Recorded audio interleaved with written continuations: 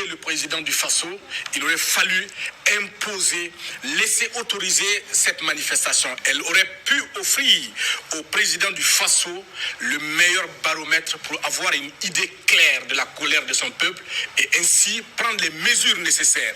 Parce que la crise, elle a mis à nu quelque chose d'important.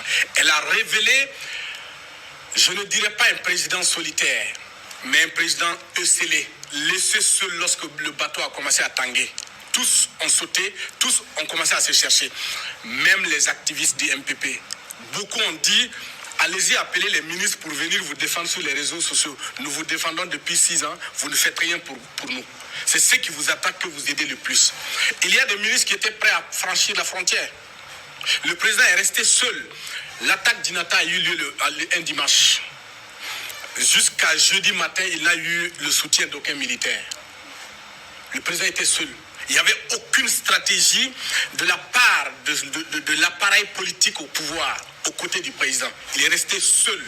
Il y a des ministres qui ont failli fuir le pays. Ce n'est qu'à 3 jours de la manifestation que les gens ont commencé à faire sortir la tête de l'eau parce que peut-être ils se sont dit non, ça ne va pas marcher. Donc on revient au devant de la scène pour reprendre les choses. J'ai envie de dire que le MPP en particulier, peut-être même le Burkina, ressent de la façon la plus pressante aujourd'hui la mort d'un certain Salif Diallo. Évidemment. Le stratège. Évidemment. On se rend compte qu'aujourd'hui, on est dans un système qui n'a pas de ressources intellectuelles pour défendre le système. La seule chose, les seules béquilles sur lesquelles le système s'appuie aujourd'hui pour se défendre, c'est le dieu argent. C'est le dieu argent que le système utilise aujourd'hui pour se défendre. Pour mobiliser, les MPP a besoin de mobiliser de l'argent. Pour démobiliser les gens afin qu'ils ne partent pas marcher, il faut faire sortir de l'argent. Et de l'argent, il en a été véritablement question ces 2 jours. Les gens ont été envoyés dans les quartiers avec de la liquidité pour démobiliser. Mais ça ne permet pas d'avoir une vraie lecture de la situation, de la colère des Burkinabés. Et la colère est réelle. Ouba a dit quelque chose de très important pour terminer. Si les Burkinabés ne sont pas sortis, ça ne veut pas dire qu'ils n'adhèrent pas aux causes. Il y a un certain nombre d'éléments qui expliquent pourquoi les gens ne sont pas sortis. La première, c'est ce qu'il a dit, le leadership crédible qui puisse donc fédérer l'ensemble des énergies au niveau national pour aboutir à une véritable révolution parce que c'est ce que réclament les Burkinabés. Le deuxième élément, les Burkinabés en ont peut-être marre parce qu'il y a un problème de crédibilité qui se pose.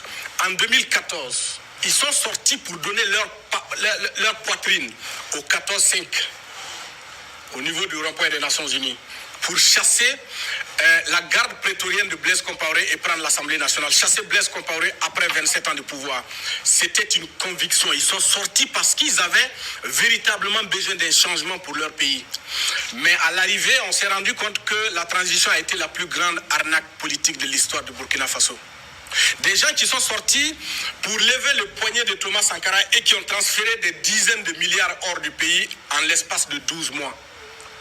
Ils doivent être poursuivis par la mémoire de Sankara. La mémoire de Thomas Sankara doit les hanter jour et nuit pour qu'ils demandent pardon au peuple. Ils ont fait sortir des dizaines de milliards sous le couvert des temples. Là aussi, on met la religion là-dedans pour la corruption. Des organisations de la société civile ont violé le peuple à ciel ouvert. Ils ont abusé de la bonté du peuple. Ils ont mobilisé les gens sont sortis et lorsqu'ils ont pris le pouvoir, après, des gens qui ne pouvaient même pas s'acheter un vélo de 80 000 circulent dans des voitures de V8. Comme on le sait, c'est 96 millions maintenant au Burkina, les V8.